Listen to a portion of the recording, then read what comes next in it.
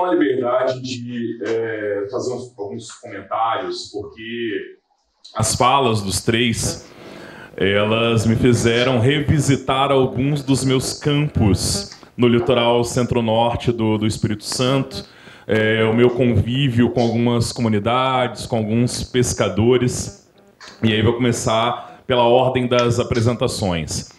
Primeiro que sempre que eu converso ou eu ouço o Xará, eu aprendo muitas coisas. E ao mesmo tempo eu me assusto demais. Me assusto porque eu acho algo impressionante a quantidade de ataques que são deflagrados a partir de diferentes instâncias contra a pesca artesanal. E aí isso me remete a uma fala que eu ouvia dos pescadores nos meus primeiros contatos, que sempre eu achava algo meio absurdo. Eu não encontrava pescador que desejava que o seu filho continuasse na pesca. Já cheguei a ouvir, inclusive, eu acho que nessa ocasião até o professor Zanotelli estava comigo, já cheguei a ouvir, inclusive, pescador falar que se um filho meu disser que deseja pescar, eu dou uma surra nele. Porque eu não quero isso para a vida do meu filho. Eu achava aquilo assim meio sem sentido. Como é que alguém que teve um pai, um avô, ele é da pesca, ele não deseja isso, né, para o seu descendente, para o seu filho, para a sua família continuar na atividade? E aí, me inserindo cada vez mais nesse mundo da pesca, nas comunidades, eu começo a ver como é difícil e como vocês são minados cotidianamente. O Xará, ele fez um comentário, parece que eles estão nos desestimulando a trabalhar. Eu acho que não parece, não. Acho que é uma realidade. A burocracia ela é cada vez maior, uma série de privilégios que são dados a outros grupos, exemplo, até mesmo a pesca industrial, né, a aquicultura, mas não a pesca artesanal, vai nos abastecer. Ela vai fazer com que esse peixe chegue na nossa mesa, né? É ela que vai estar movimentando o grosso dessa economia que o Xará tinha comentado. Né? E até mesmo quando você observa, e eu trabalhei diretamente com um projeto de mitigação da Petrobras, com pescadores assim, até que nós nos conhecemos, né? O famoso Rede Cidadania. E aí nesse projeto de mitigação eu ficava observando umas coisas que eu era obrigado a fazer por questões contratuais, mas que eu não via também sentido. O Miguel relembrou ali a comunidade de Gredo em Linhares, e para mim é um dos casos mais absurdos. Você tem uma comunidade quilombola de pescadores que ela foi afetada por dutos, por uma série de atividades da Petrobras, e o que eles ganharam com mitigação, vivendo numa área completamente isolada, uma fábrica de biscoitos. Isso não entra na minha cabeça. Uma fábrica de biscoitos numa comunidade quilombola de pescadores. Beleza, eles vão fabricar esses biscoitos para quem? Então não existe nem uma audição desses afetados, né? Já que a nossa mesa fala sobre territórios e pessoas afetadas. Sequer eles são ouvidos sobre o que será feito para poder mitigar, para poder contornar de alguma forma aqueles danos ocasionados. Né? No caso, né, os cursinhos de bordado ou outras coisas mais, curso de economia solidária, que eu, inclusive, fui obrigado a ofertar para os pescadores enquanto eu era funcionário da Petrobras VV. Sabe muito bem disso. A visão que eu tenho dessas questões é que eles não estão realmente interessados em criar um outro viés para pesca ou para uma determinada atividade afetada, o surf. A aparência que me passa é que eles estão querendo já conseguimos a terra arrasada, vamos então eliminar essas funções para que facilite a nossa inserção. É o crime perfeito. E eu acho que a própria fala da Luciana corrobora essa imagem quando ela comenta: eles aceitam pagar multas milionárias ao invés de cumprir o que eles deveriam cumprir. Porque se eles cumprem, eles estão criando um empecilho para o seu próprio futuro em termos de reprodução. Então, isso para eles foi perfeito, né? Foi o crime perfeito. porque abriu caminho para eles poderem se proliferar em territórios. Abriu caminho para eles poderem, né, de certo modo, eliminar alguma forma de resistência. Uma resistência que eu ouço aqui o Miguel falar, vejo o Howler aqui, já tive contato com ele em campo também, em regência, né, que eu fico feliz de ver que vocês estão conseguindo contornar resistências internas para poder resistir a algo maior. Porque quando eu ia na comunidade de regência, eu ficava um pouco assustado em como a Renova ela conseguiu desestruturar os laços comunitários. Estavam uns contra os outros para tentar ver justamente quem iria conseguir ter acesso a uma espécie de indenização maior, ou conseguir logo uma indenização, e assim sucessivamente. Isso é muito forte, isso eu cansei de ouvir por determinados pescadores, são o público que eu estou mais diretamente ligado.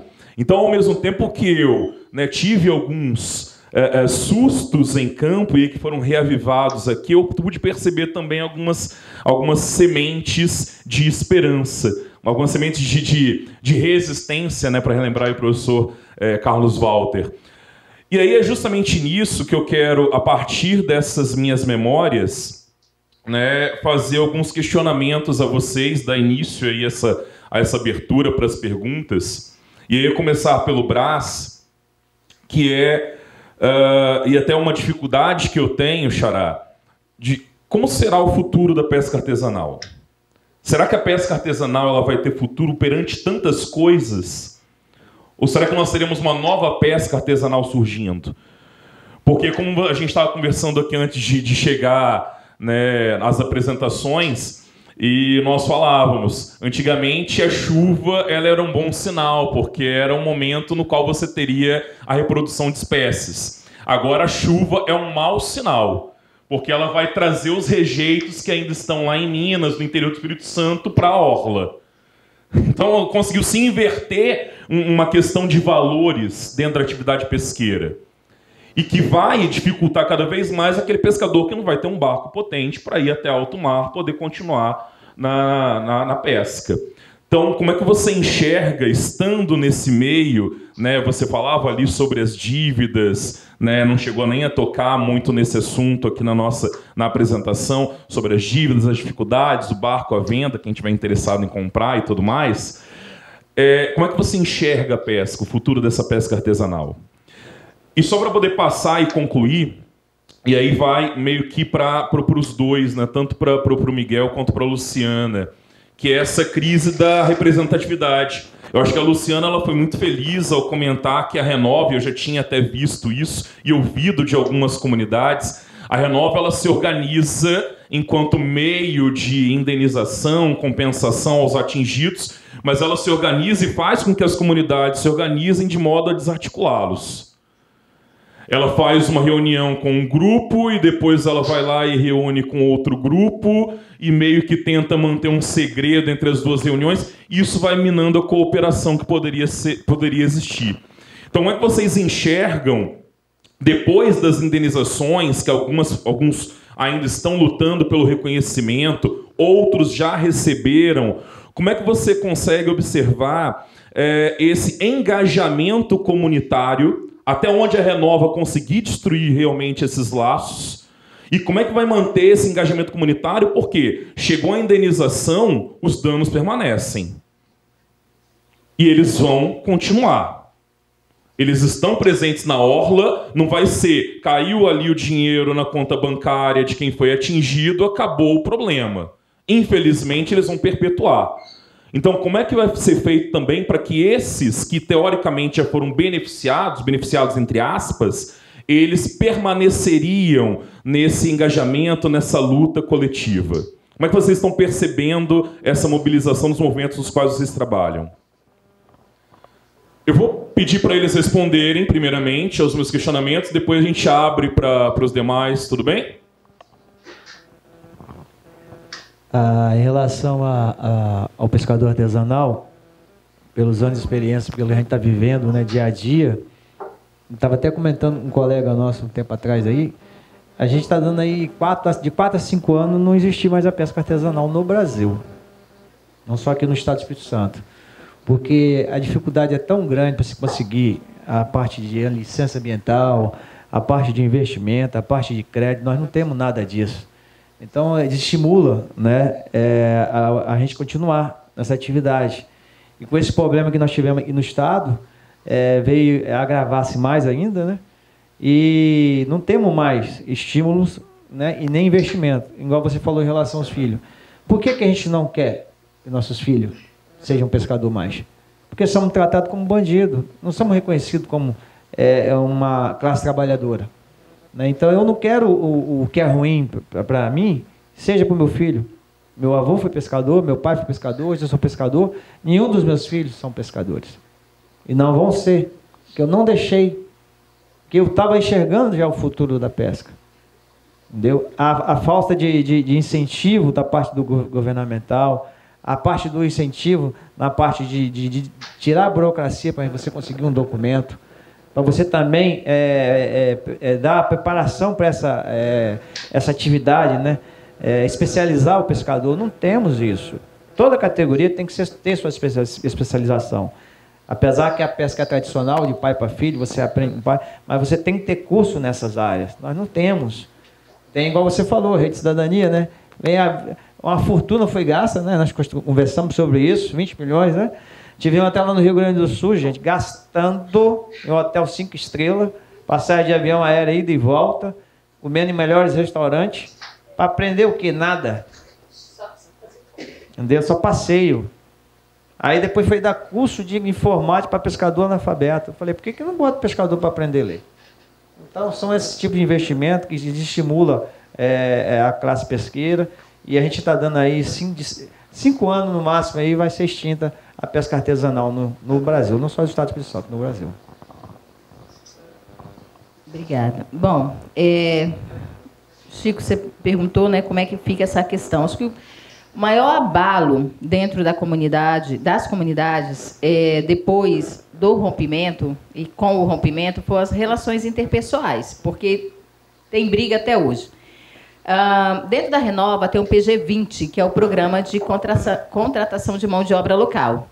E, no primeiro momento, por exemplo, nós, a comissão, brigamos muito, porque não tinha serviço, né? Você acabou de ouvir o relato do Brás. O pescador viveu a vida para pescar, ele não sabia fazer outra coisa. Claro que, como nós temos empreendimento da Petrobras, muitos jovens, né, filhos e alguns filhos de pescadores trabalhavam também na Petrobras, mas tinham, e tem até hoje, na pesca, a segunda função, ou pescador de subsistência, como a gente fala.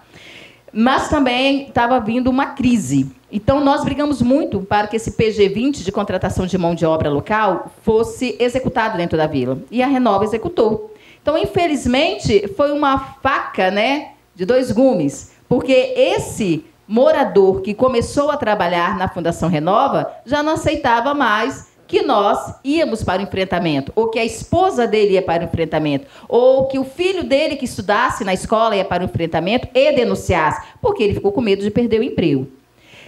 Daí surgiu a perspectiva das pessoas trabalharem na assessoria técnica, porque nós construímos um plano de ação, um plano de trabalho em 2016 que seria executado pela assessoria técnica. Fizemos esse plano, construímos esse plano a partir da visão jurídica do Dr. Paulo Traz, que é do Ministério Público e hoje está em Cachoeiro, e do Dr. Rafael Portela, que, graças a Deus, ainda continua nesse processo. Quando, em 2020, a 4ª vara, que era a 12ª vara, e passa a ser a 4ª vara, de fato, libera que as assessorias técnicas escolhidas por nós no processo democrático adentrassem no território, ela também baixou uma normativa, né, as IJs, que o atingido que tivesse sido reconhecido ou recebido indenização da Fundação Renova, tivesse um projeto aprovado pela Fundação Renova, fosse fornecedor da Fundação Renova, não poderia trabalhar na assessoria técnica. Ou morasse no território. Não poderia trabalhar na assessoria técnica. Então, nós ficamos refém. Nós poderíamos trabalhar na Fundação Renova para criminosa, para destruidora, mas nós não poderíamos trabalhar para assessoria técnica. E isso veio a partir de uma normativa de uma IJ, que é uma instituição de justiça. Então, como que você trabalha isso dentro da comunidade? Sabe? E daí a gente precisa ter um filtro. E esse filtro perpassa pelas reuniões, né, da comissão. A gente conversa, nós gravamos muitos áudios para os grupos sociais. Nós também entendemos que isso é uma responsabilidade do próprio defensor público, que é o doutor Rafael, de estar sempre na comunidade conversando, estimulando e repetindo a máxima sempre. Está ruim com nós, pode piorar muito mais sem nós. Então, é dessa forma que a gente tenta, continuadamente, diariamente, manter com que as pessoas fiquem na luta. Não é uma tarefa fácil, né? Porque todo esse sistema, gente, é feito para nos minar 24 horas. Mas a gente tem conseguido resistir até aqui, bravamente, digo de passagem. Então, respondendo ao Chico, então eu vou falar assim sobre a questão de como manter o engajamento comunitário, seria isso, né? Então, o engajamento comunitário, vou pensar pelo setor do surf, né, que é onde eu estou representando agora, é um trabalho diário, assim. Então, a cada decisão judicial, que todo dia praticamente cai uma decisão judicial ou sai uma normativa, ou, agora no caso, a assessoria técnica interpreta e dá um prazo para a comissão. Então, a gente tem que trabalhar diariamente. Até o professor Zanotelli, eu conversei com ele sobre o campo, eu disse, professor, não adianta a gente engajar daqui a 3 semanas, que quando passarem essas 3 semanas, a comunidade já nem lembra mais, que é tanta coisa que vai acontecer daqui até lá, que a gente tem que falar na quinta-feira, quarta-feira, a gente tem que começar a se movimentar, porque realmente ontem a comissão teve reunião até meia-noite, ontem foram 4 reuniões que a comissão de atingidos teve que enfrentar. Eu me furtei da última reunião, né, Luciana? Eu disse, Luciana, eu preciso fazer a apresentação, não fui na última. Quando eu vi o horário que o pessoal terminou a reunião, era meia-noite. E era 4 da manhã, a gente já estava conversando para vir para cá. Então, como manter o engajamento comunitário, né?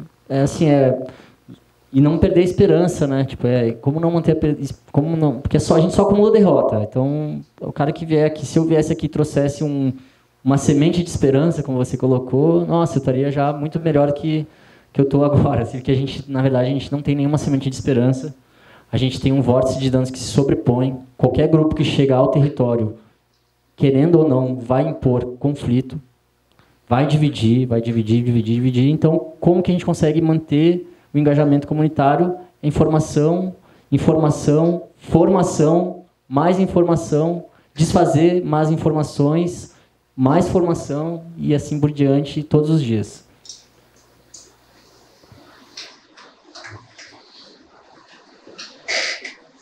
Aqueles que quiserem fazer alguma pergunta, algum comentário, por favor.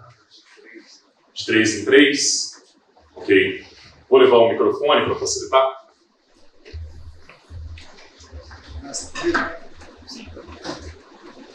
Bom, boa tarde a todos e todas. Boa tarde, pessoal da mesa. Bom, agradecer as falas, não é? Que vão provocar, sem dúvida nenhuma, não é? A nossa reflexão e aprender, né? Sobretudo aprender com aquilo que a gente está aqui ouvindo. E eu fui muito provocado pela fala de Luciana, especialmente a partir de um termo que você usou, e eu acho que eu faria uma só questão e gostaria de ouvir vocês, né? Quando você fala do território como sujeito do direito, não é? Dos corpos hídricos e de como a gente pensar aquilo que a gente... Inclusive o Carlos Walter, né, disse isso, fez na sua fala, na abertura do evento, né, dizendo de como a gente da academia, como a gente da geografia, não só da geografia, mas das ciências humanas de maneira geral, não é, sempre concebemos o sujeito de um lado e o objeto do outro. E a gente chega nesse momento e houve um avanço desse tão bonito, tão importante, não é? Porque é claro que quando a gente pensa nisso, a gente está falando de um direito do território, de um direito do corpo hídrico, de um direito de usar aquilo que pertence a quem realmente nele trabalha, não é? O caso de pescadores, pescadoras, o pessoal do surf, as comunidades, não é? Eu queria ouvir vocês um pouco sobre isso, quer dizer, como considerar isso como parte da vida da gente, não é? Porque, inclusive, quem usa, como muito bem disse o Braz, não é? Quem efetivamente usa está sendo criminalizado, não é? E levando, inclusive, à perda da dignidade. Então, eu queria ouvir um pouquinho vocês nessa reflexão que vocês encaminharam hoje para a gente. Ah, sim, perdão, eu sou o Márcio, lá de Campinas, de São Paulo, da Unicamp.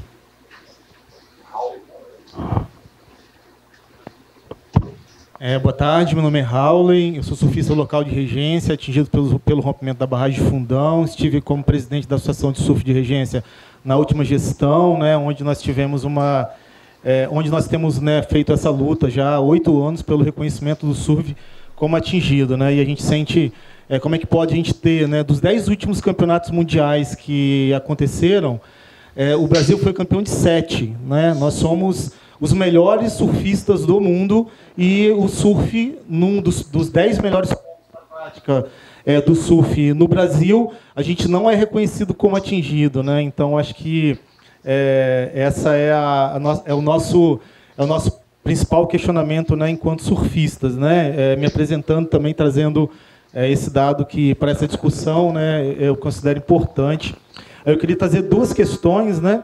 A primeira questão, né, que é uma coisa que a gente tem, eu acho que o professor Zanotelli tem dado uma contribuição, né, nesse sentido, a partir daquela facilitação que vocês fizeram, né, sobre índices de contaminação, né, e aí eu acho que essa é uma pergunta, acho que para a mesa também, né, para todo mundo, né, qual é a situação de contaminação, né, dos humanos dentro desse contexto, né, quais são os dados, porque a Rede Rio Doce Mar está aí produzindo muitos dados, a gente tem dados sobre um ser muito raro, que é a Toninha, né, que tem até um parceiro aqui que estava aqui até agora, como é que é o nome dele?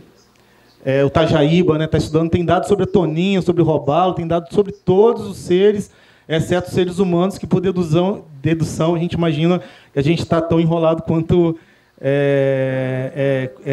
eles, né?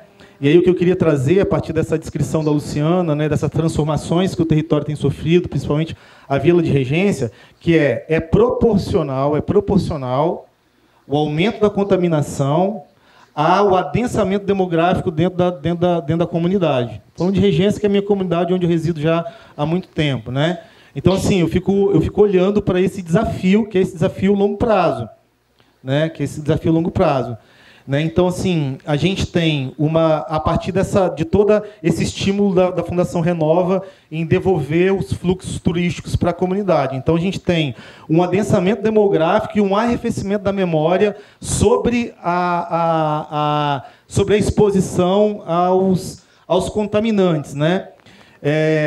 Eu gosto de projetar essa percepção para o pessoal lá de Caravelas também. Caravelas vai sofrer daqui 100 anos os índices de contaminação que a gente está experimentando aqui, né? Então, qual será a memória daqui 50 anos lá em Caravelas? Qual a memória que a gente vai ter daqui 10 anos em Regência?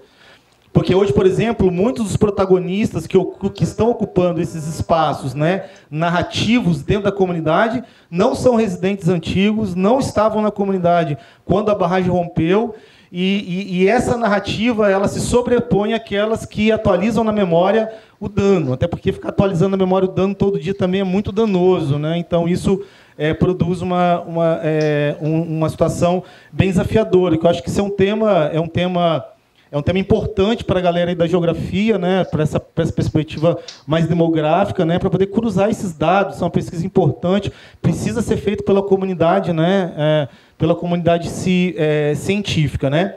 E aí a outra fala, que eu vou ser mais breve, eu queria pedir autorização para a professora Luciana para responder pelo menos uma parte da pergunta que você fez, né, sobre a questão, né, do direito desses outros seres que são diferentes dos humanos. Não vou entrar na discussão, acho que tem a ver com o tema da minha fala amanhã, mas eu quero trazer um exemplo, né, a Associação de Surf de Regência hoje tem protocolada na Câmara de Vereadores de Linhares, um projeto de lei que reconhece o direito da onda de regência continuar quebrando perfeita e longa na Foz do Rio Doce. Então, a gente tem esse projeto, né, dentro de uma perspectiva do direito da natureza, né, que reconhece esses seres enquanto sujeitos de direito. É como se a gente desse um CNPJ para a onda de regência. E que ela, enquanto ente natural, um ser autônomo, né, uma entidade, até porque a gente se curva diante dela, os surfistas se curvam diante dessa onda, desde uma perspectiva de afeto, de espiritualidade e tudo isso. Então, a partir desse reconhecimento, a gente vai poder fazer uma luta para proteger todos os aspectos responsáveis pela qualidade da onda. Então, isso implica no direito das águas livres, que é um questionamento às barragens, é um questionamento às transformações que o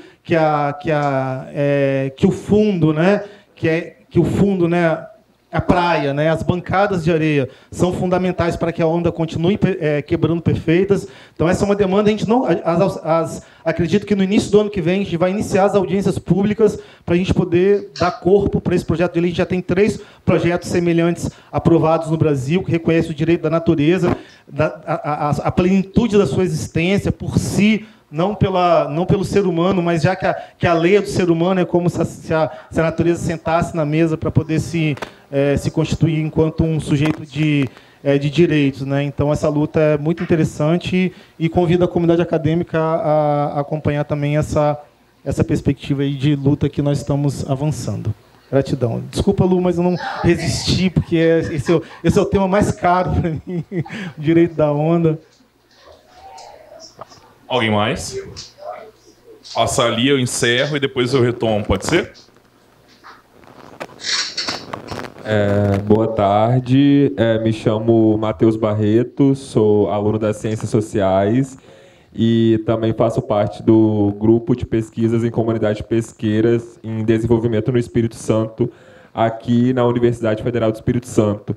Mas também me envolvo com a temática do racismo ambiental e é interessante quando a Luciana traz o grupo dela, e aí eu penso, na verdade, que a reflexão que a gente faz aqui também é uma reflexão que tende ao assunto étnico-racial, porque a gente está dialogando impactos que foram acometidos majoritariamente a pessoas negras, né?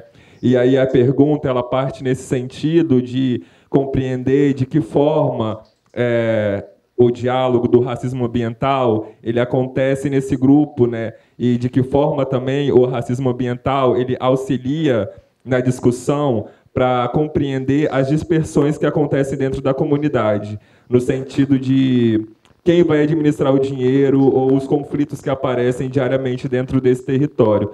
Então, a pergunta é essa também, e a pergunta também vai ser para o Braz, né, o pescador. Assim, é triste ouvir que a pesca artesanal ela tende a se findar em pouco tempo, né? E aí eu também me questiono nesse lugar de pesquisador e também que a gente se propõe a sempre estar nesses lugares pesquisando a pesca artesanal, e nesse sentido eu queria entender de que forma a universidade ou as instituições podem contribuir para que efetivamente a gente consiga minimamente aglomerar ou organizar o sentido coletivo da comunidade para que se surja efeito de alguma coisa, né? Para que o campo da pesquisa ela não seja só nesse campo do objeto e do pesquisador, mas que efetivamente a gente consiga ter algum impacto necessário para que a pesca artesanal não se finde nesse sentido. Obrigado. Muito obrigado. Vou passar aqui o microfone para os membros da mesa. Vamos deixar para a próxima rodada, só para não acumular. Quem quer começar aqui? Pode ser, Luciana. Então, acho que o Raul sintetizou bastante a questão da resposta, quando a gente traz essa discussão, né, dos corpos hídricos serem sujeitos de direito, porque nós entendemos, só para fechar, que esses corpos hídricos são seres autônomos, né, que eles existem independente da existência humana. Mas, quando nós trazemos isso para a mesa da discussão, a gente precisa entender que, feliz ou infelizmente, o homem é o único animal que transforma o meio para atender às suas necessidades próprias. Então, uma vez que ele transforma o meio, ele coloca os corpos hídricos em uma situação de vulnerabilidade. Então, é analisar a quem compete legitimar esse uso da água, que não reconhece a função social e econômica que esses corpos hídricos têm. Então, a quem compete essa responsabilidade? E punir quando a saúde desses corpos hídricos estiverem altamente prejudiciais, estiverem em risco mesmo de extinção, né? Com o rompimento da barragem, a gente não sabe ao certo se foram 55 milhões de metros cúbicos de toneladas de rejeito. Uma grande parte ficou retida em Risoleta, se eu não me engano, né? E uma outra parte chegou na Foz. E da Foz foi escoada para o Oceano Atlântico, que está lá, aderida até hoje, depois de 8 anos, e ninguém, nenhum técnico, nenhum diretor, nenhum CNPJ foi multado. Então, percebe? E o rastro de destruição que isso trouxe, né? Quando a gente fala dos corpos hídricos, a gente também tem que pensar nas espécies que existem lá. O Rio Doce, hoje, eu acho que 70% das espécies nativas não existe mais. Hoje, majoritariamente, as espécies são invasoras. E o rio continua contaminado. E por que isso? Porque o rio ele não tem essa representatividade de direito. Ele está ali como se ele existisse simplesmente ao nosso bel prazer, e não é isso. Então, quando a gente busca essa característica de colocá-lo como sujeito de direito, a gente está dizendo que ele precisa ser olhado, que ele precisa ser cuidado, que toda a vida importa, inclusive a de um rio. E que, uma vez ele tendo esse direito, de quem for a competência de cuidar dele, se não o fizer, precisa ser punido. Então, é assim que nós entendemos dessa forma. Você quer responder a outra? Ou já posso responder direto ao rapaz? Então, vamos falar... Desculpa, como é que é seu nome? Matheus, desculpe. Você falou da questão como é que nós tratamos as discussões de racismo ambiental dentro dos nossos grupos. Nós precisamos, né, primeiramente, a gente contextualiza toda a história do racismo ambiental, porque essa nomenclatura está chegando agora, né? Então, levar ao entendimento dos integrantes da comissão que o lugar que nós moramos é um lugar de extrema vulnerabilidade, que está sendo o tempo todo sofrendo processos de ocupação de formas indevidas, sendo usados para saneamento,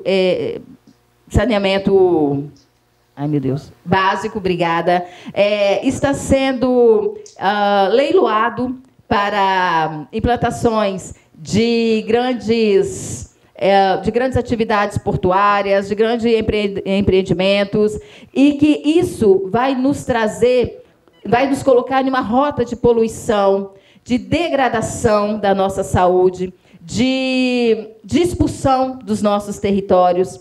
Então, a questão da lama é tratada dentro do nosso grupo como racismo ambiental, né? A gente fala hoje da calha do Rio Doce, na porção do Espírito Santo, de mais de 200 ilhas. E os ilhéus não são reconhecidos como atingidos. Os ilhéus, eles são vítimas e potenciais desse racismo ambiental, porque toda enchente sobe, né, essa lama e contamina o solo, e recontamina o solo, e recontamina o solo. Se a gente, na Foz, fala em 20, 30 anos para eles, a perder de vista 100 anos, e eles não são reconhecidos, e eles são obrigados ainda a conviver agora com uma questão da Marinha, porque na legislação é a Marinha, né, que tem essa expertise em cima de uma ilha. Então, é assim que a gente vai trabalhando, porque para alguns integrantes e para... Eles não reconhecem a localidade dentro dessa cosmovisão do que é um racismo ambiental. A gente... Regência, hoje, ela está situada em cima de fossas. Mas nós temos 2.600.000 reais depositado no Bandes desde 2020 para saneamento básico. Aí você pergunta, por que não saiu saneamento básico de Regência? Porque precisa querer político. Porque a gente está falando de 2.000 moradores que talvez não faça diferença no ano eleitoral.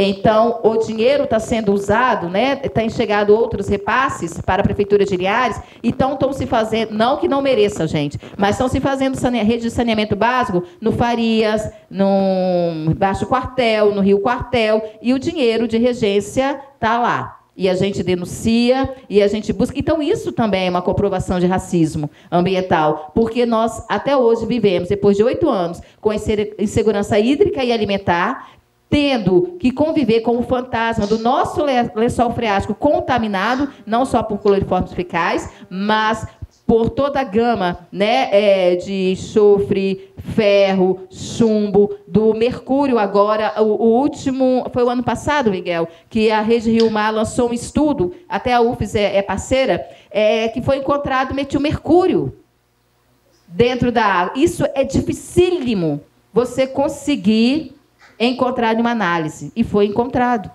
E é essa água que nós banhamos os nossos corpos. E é essa água que nós fazemos café. Então, o Brasil, ele não tem protocolos para fazer análise de todo esse rejeito que chegou no rio, que desembarcou no mar. Está sendo... importado dos Estados Unidos, se eu não me engano, e do Canadá, alguns protocolos para fazer essas análises, e é isso tudo que nós estamos expostos. Então, você falar isso para o atingido, você tem que saber falar. Você vai trabalhando de forma homeopática para ele conseguir condensar, porque isso está muito além da compreensão dele. Para ele olha a água, não está barrenta, ele pode se banhar. Ele pode comer o peixe, o filho dele pode mergulhar. Sabe? Ele abre a torneira, a água está um pouco salobra, ele acha que é por causa da tábua de salinação, da tábua da maré. E não é por causa da questão da contaminação. Então, trabalhar racismo ambiental está sendo um desafio para nós, principalmente por causa dessa concepção que é muito nova e porque o atingido, né, na sua essência, ele é muito simples. Então, você tem que dizer para ele que sim, que o lugar que ele mora também é vítima de todo esse sistema. Também, isso a gente pode chamar de racismo ambiental. Tá? Não sei se respondi, Matheus. Então, eu vou tentar responder as 3 questões numa exposição só. Que o Hawley bem comentou, a questão que a Associação de Surf de Regência, a gente briga pelo direito da onda, de reconhecer, porque quando você briga pelo reconhecimento do direito da onda, quebrar de forma perfeita, você está brigando para todo bom funcionamento e saudável, e a questão da bacia hidrográfica do Rio Doce estar saudável. Então, você imagina naquela imagem que eu mostrei da bacia hidrográfica do Rio Doce, que atravessa milhões de pessoas até chegar em Regência, a responsabilidade de cada cidadão com as pessoas que estão morando na foz, né? E a onda de regência não é direito. Então, pensando na onda como um sujeito de direito, para ela quebrar perfeito, por exemplo, os desvios de águas, barragens, sedentação de animais, desvio de água para a indústria, tudo isso estaria na conta da transgressão do direito da onda quebrar, porque interferiria na qualidade dela, né, como um espetáculo. Então, vocês percebam que a onda de regência ela não entra como um ser de direito, mas em vários textos a gente acha ela como um ativo econômico. A onda é um ativo econômico, né, um pilar da economia. Então, se reconhece que ela produz economia, mas não se reconhece que ela tem que ter seus direitos garantidos para poder funcionar e gerar essa economia, que é um dos pilares, se não o principal pilar econômico de Regência, o turismo ligado ao surf, né? Então, num dos exemplos de racismo ambiental e direitos da natureza, eu, Hawley, Luciano e várias outras pessoas estávamos numa reunião o tema era, junto com uma consultoria, que era a MOR, lembra? para levar uma proposta de cidades inteligentes interligadas para a Regência. A Regência é uma vila de pescadores artesanal que tem uma população de pessoas que migraram para lá, né, como eu, como várias outras pessoas que vieram em função do bem-estar, né, que tem assim da comunidade, um lugar tranquilo, etc., que eventualmente pode se sobrepor à comunidade tradicional que ali residia, né, a qual a Luciana se referia, e eventualmente ocupar lugares de representação que não é de direito, certo? Então a gente tem que ter muito cuidado quando a gente vai representar a regência. Eu sempre falo para Luciana, eu não toco tambor de congo na casa de congo, mesmo o mestre me chamando, eu não vou, porque eu não me sinto uma pessoa que ainda tem pertencimento para tocar congo na casa de congo. Pode parecer uma coisa besta, mas eu levo muito a sério isso. Eu só estou aqui, porque a comunidade me chama para representar, porque, do contrário, eu não estaria representando a comunidade aqui. Então, só para chegar no ponto que o Matheus trouxe para reflexão, a gente brigava por água e pelo direito do lazer em ambiente saudável. Lá pelas tantas, uma dessas pessoas que, em momento de pandemia, foi morar em Regência, para fugir da cidade, etc., falou, mas a gente precisa de barraca para feira. Os executivos da Renova, opa, os caras estão brigando por água, direito da natureza, barraca de feira, cancela toda a discussão. Começou a se falar de barraca de feira a partir daquele momento. Então, a crise da representatividade, então colocando tudo na mesma resposta, perpassa por isso. Eventualmente, uma pessoa se sente protagonista, aquele protagonismo indevido é muito conveniente para a empresa poluidora, e a partir dali você começa a formar grupos e fomentar grupos que não tem nada a ver com a representatividade da comunidade tradicional.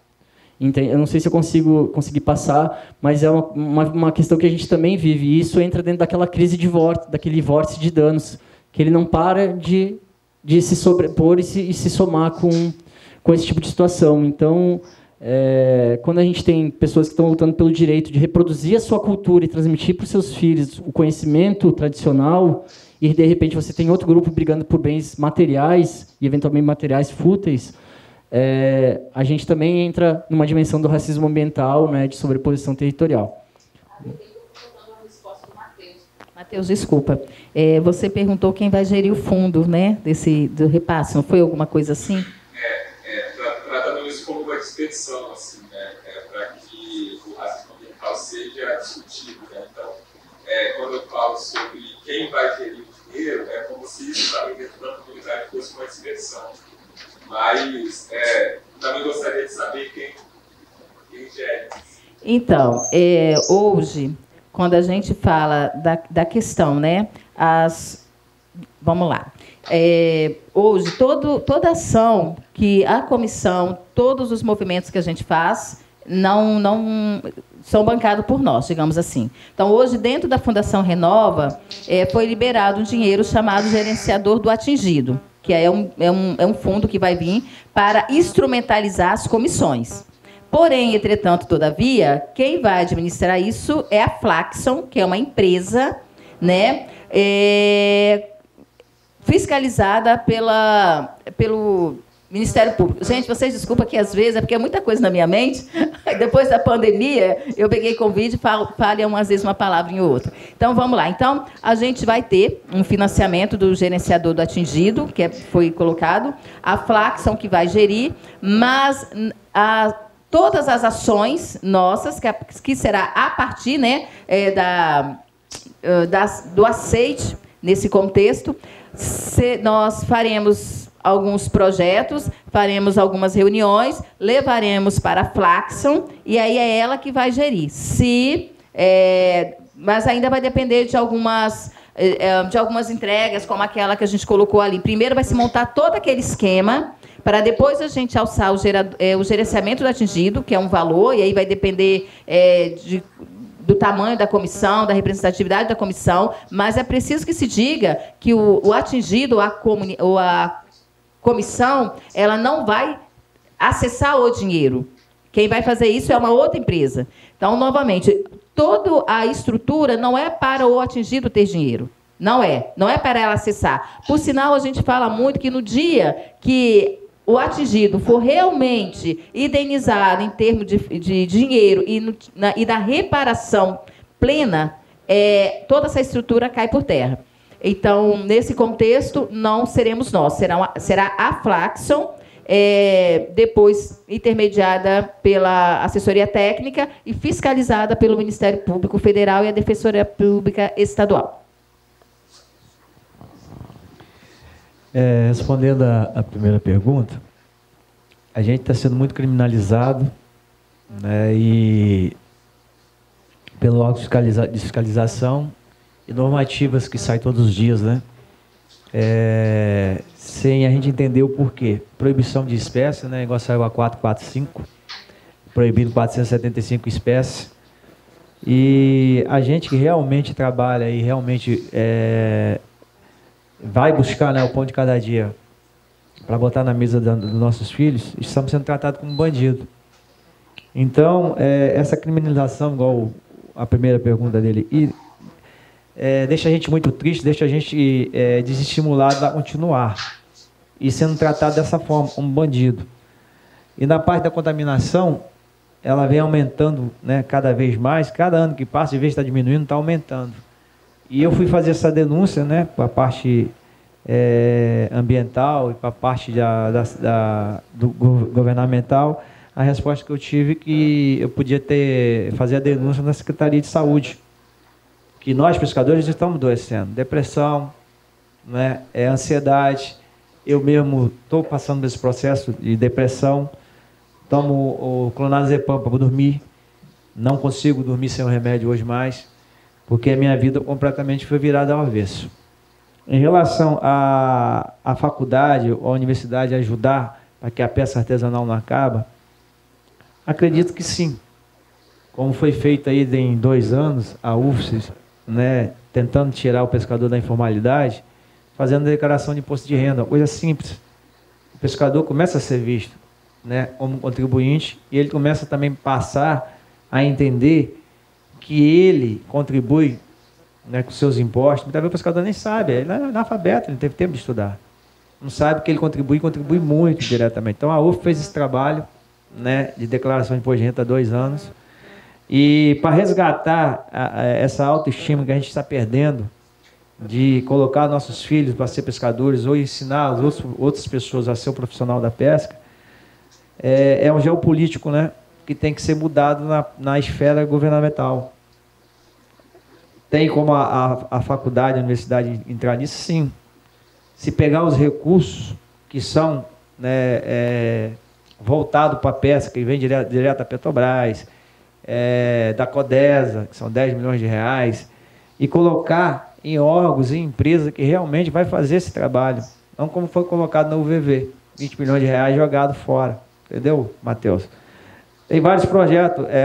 Nós temos o IFES lá em Piúma, tem escola técnica lá formando técnico em pesca. São filhos de pescadores. Eu estive lá palestrando também lá e eu fiquei encantado com a forma que eles tratam os filhos de pescador e como a forma dos jovens estão empolgados a entender como é que é a pesca. Hoje, para você pescar, hoje eu sou um pescador profissional completo. Porque quando eu entrei na pesca, eu falei, eu passei pelo convés, do convés para gelador, que é onde você armazena o produto, cozinheiro, e cheguei a comandante e proprietário. Mas você aprendeu isso na escola? Não, não tem essa matéria. Poderia ter. E lá no IFES tem, em Piúma. Então a universidade tem como contribuir. E se tirar a gente da informalidade, se a gente tiver o respeito da sociedade, o respeito do governo, o respeito do órgão fiscalizador, porque se você é um órgão fiscalizador, mas se você primeiro botar consciência na comunidade pesqueira, que ele também tem que se preservar, e se sair uma lei antes de você ir punir, você mostrar que essa lei realmente é baseada, tem base sustentável para poder fiscalizar o setor, eu acho que a gente vai mudar a forma de enxergar o nosso trabalho, porque a gente vai ser respeitado, né? Então a faculdade tem sim como fazer, é difícil, porque a nossa sociedade está envelhecendo, a juventude que nós temos hoje aí, como a Luciana colocou lá, está acontecendo em regência, está em todo lugar, está entregue às drogas, não só a juventude, mas também os pescadores antigos. Nós estamos com uma dificuldade muito grande de mão de obra, entendeu, Matheus? E eu acho que dentro da faculdade, desde do ensino primário, deveria, somente nas comunidades pesqueiras, ter a matéria da pesca, né? ter uma atividade pesqueira para não, como não pode perder o folclore, não perder também essa atividade pesqueira que é tradicional, é milenar, né? O apóstolo de Jesus foi pescador, né? Um Pedro, né? Então é milenar isso. O mundo existiu, nós já existimos. Então é muito triste falar isso para vocês aqui. Eu acho assim, não digo impossível, que para Deus nada é impossível, nem para o homem também, né? É só ele querer. Mas é complexo, porque a gente deixou a peça chegar numa situação muito crítica, né? Muita proibição à base de nada. Você tem ideia, a 445, vou te falar para me encerrar aqui, a ansiedade das ONGs internacionais, né, que investe dinheiro no Brasil para poder lotear a nossa Amazônia. Engraçado, né? Tem 1.100 ONGs lá na Amazônia, não tem uma no Nordeste. Será que no Nordeste não precisa ter uma ONG para cuidar de alguém? Só para dar uma comparação. Tem alguma ONG aqui para cuidar da pesca? Não tem. Não tem. E bilhões e milhões de reais aí, de dólar, né, são investidos nessa parte aí.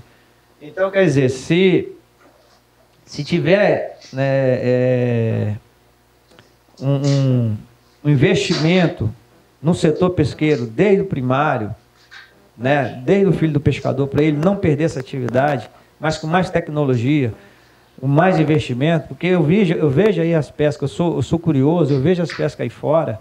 Você tem ideia, lá naquela pesca do caranguejo, né, da pesca mortal, um pescador para embarcar, ele tem que ter um currículo, cara. Ele tem que ter passado pela faculdade. Ele não é pescador por ser. Ele tem a parte teórica, tem a parte prática. Nós não temos isso no Brasil. Lá no IFES está sendo implantado isso. Então, eu tenho vontade do meu filho ser pescador? Não. Mas se for uma categoria que for respeitada, que for reconhecida, que nós tiver sustentabilidade jurídica, documentação, que a gente não for penalizado, que quando sair uma normativa dessa, 445, botaram o Marlin Azul. O Marlin Azul no Brasil não existe, gente. E botaram como proibição. Então você vê, você enxerga que é para tirar o nosso direito brasileiro, nós pescadores tradicionais, de trabalhar e botar pessoas, né, estrangeiras ou de outros países, com todo o direito, com todo o licenciamento governamental, tá, gente? Para os estrangeiros trabalhar com subsídio de óleo, metade do preço do que a gente paga aí, entendeu? Enquanto a gente que somos aqui brasileiros, somos aqui da região, estamos sendo presos, penalizados. Então, Matheus, tem sim.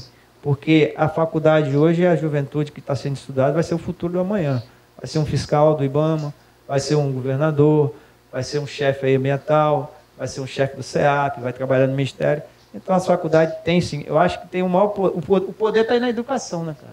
Eu acho que se investir na educação e se investir também na parte da peça por educação, acho que pode mudar esse quadro, sim. Tá muito assim, mas tipo assim, deixou se agravar. Mas dá tempo? Acredito que sim. Ok, Matheus? Antes de eu abrir para perguntas, só 2 comentários rápidos. Primeiro, na fala do Matheus, eu acho que você já encontrou o caminho, porque na medida que você pergunta como nós, enquanto universitários, podemos auxiliá-los, já é um bom princípio. Ao invés do que eu cansei de ver, né, vem uma determinação, não, vocês estão errados porque o meu estudo XYZ é o que tem que ser aplicado aqui. E nisso, o defeso da pesca no Espírito Santo esteve errado por anos e mais anos. Até que eles decidiram ouvir os saberes da pesca. Então, acho que já é um bom princípio. Perguntar, como é que a gente pode ajudar? Né? É bem melhor, já está no bom caminho. E o outro, eu vou tomar a liberdade de contar uma história curiosa, Howley, na sua pergunta sobre a contaminação. Aquele documento que o professor Labupe fez, com um resumo, né, dos contaminantes, índices assustadores e tudo mais, foi passado para grupos de WhatsApp, eu mandei para os pescadores, que eu tenho contato. O nego da pesca, ele já olhou logo com o jeitão dele e falou assim, tá faltando mercúrio. Aí eu já mandei para o professor Zanatério, professor, tá faltando mercúrio, vamos atualizar ali. E atualizamos depois com mercúrio. Mandei para o Xará pegou e enviou para um representante do governo federal que cuida da pesca no Brasil. Minutos depois, né, Xará, você recebeu uma ligação de um número não identificado, que o cara falou bem assim, isso aqui é tudo fake news. Foi esse ano. Representante do governo federal sobre a pesca. Alguém quer fazer as perguntas? Professor, eu queria agradecer, porque assim, em termos de didáticos, aquele esquema que fizeram foi o que teve de melhor nos 8 anos e teve de formação de interpretação. Só para... Então, Cláudio Zanotelli aqui da Geografia, só para o que o Raul está falando, para situar todas as pessoas que estão aqui, é que a gente pegou um relatório, na realidade não é um relatório, é uma pesquisa que foi financiada pela Fundação Renova, que teve, sob o comando da FEST, a Fundação aqui do Espírito Santo de Pesquisa, com grupos de professores aqui da UFES e de todo o Brasil, uma pesquisa que durou 3 anos, foi 2019, 20 e 21. Eles fizeram coletas na faixa do Espírito Santo contaminada pelos rejeitos, não é isso? E essas coletas foram feitas em vários pontos.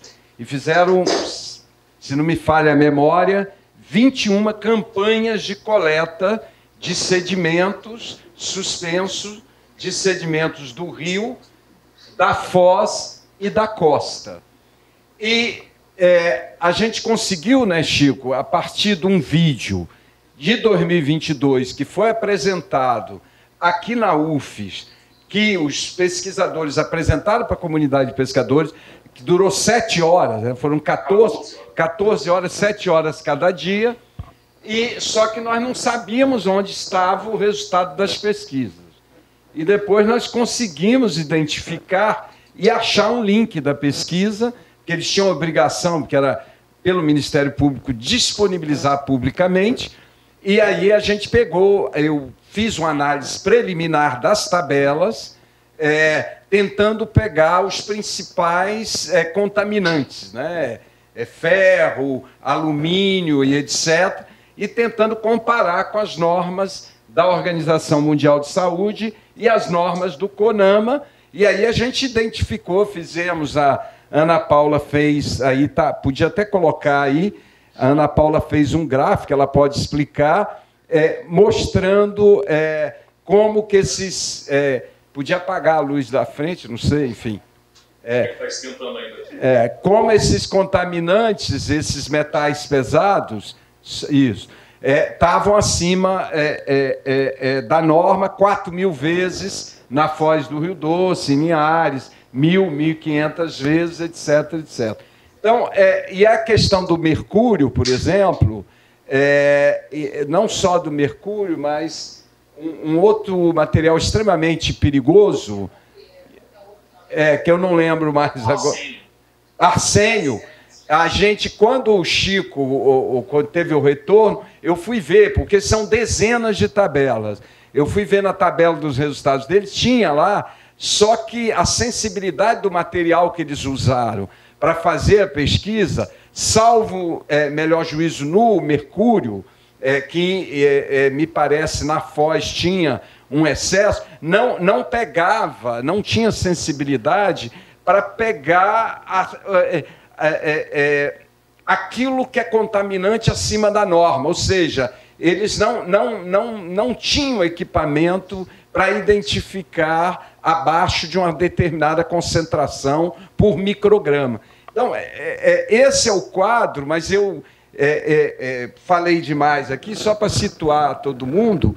E a grande questão que eu acho que surge, que eu gostaria de perguntar, viu, Luciana, Xará e Miguel, é o seguinte, essa questão da saúde humana, né, e da saúde do ambiente, de tudo, né, do não humano também,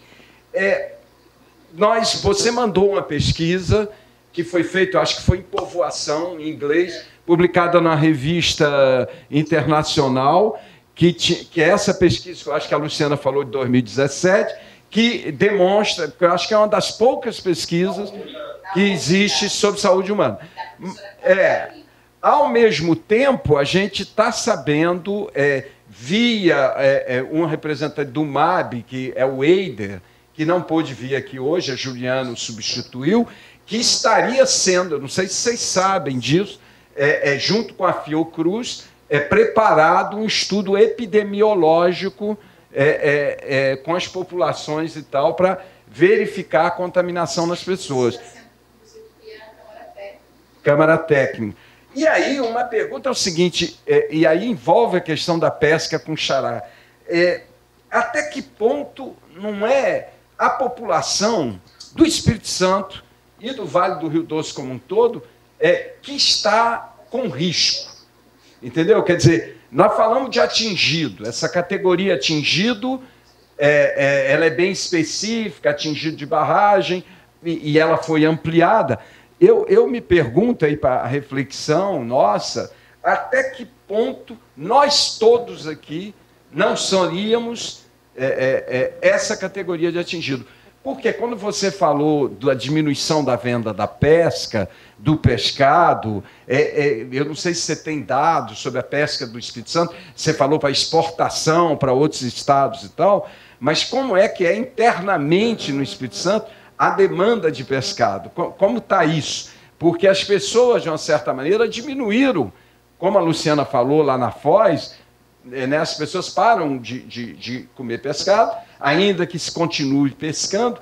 Então, e a gente vive uma contradição, porque esse tipo de contaminação, as coisas só vão aparecer décadas depois, né? Como vários contaminantes, né? Às vezes as doenças aparecem logo, outras vezes demoram. Então, como pensar nisso, né? De um lado, o atingimento, como é que foi atingido a atividade social e econômica da pesca em função dessa poluição, de outro lado, como tentar pensar essa categoria atingido, e outra ainda, até que ponto a população do Espírito Santo tem real consciência do estado atual dessa poluição.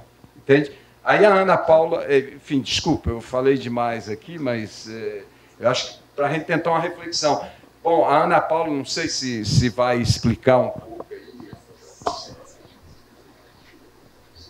Desculpem, a Ana Paula ela é um pouco tímida. Ela pediu para eu falar no lugar dela.